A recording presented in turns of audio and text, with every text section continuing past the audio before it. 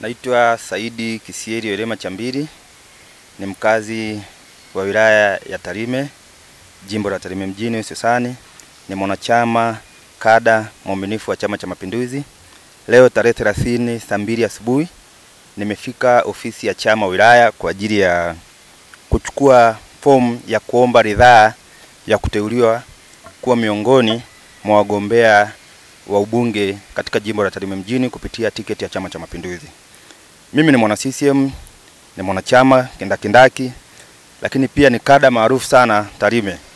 Leo hii tarehe 30 nimefika katika ofisi hii ya wilaya na kuamua kuomba ridhaa ya kugombea nafasi ya ubunge, ridhaa ya kuteuliwa na chama changu katika vikao ambavyo vimepangwa kwa mujibu wa katiba na sheria ya chama chetu cha Mapinduzi. Vikao vikiridhia kuniteua na wanachama pia ambao ni wajumbe wakiridhia kunipa kura, lakini pia chama kikaona pia nina nafasi ya kuteuliwa pia kuwa mgombea kuwakilisha chama katika uchaguzi mkuu, itakuwa jambo la heri sana. Nini msukumo wangu katika kuchukua hii? Mimi ni mzaliwa wa hapa. Moja, nimekuwa nikijua matatizo ya wananchi wanaozunguka jimbo la Tarime mjini kwa sababu nimekuwa sehemu yao.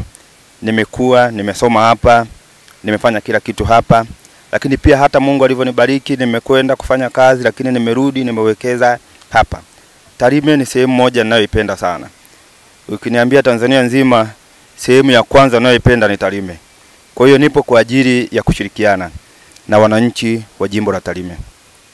Nimechukua maamuzi ya kuomba ridhaa hii kwa sababu si tu ni mwanachama wa Chama cha Mapinduzi, na si kwa sababu muda umefika sasa kwa mujibu wa katiba ya Jamhuri ya Muungano wa Tanzania kwamba kila mtu anachukua fomu. Kuna msukumo ndani yangu.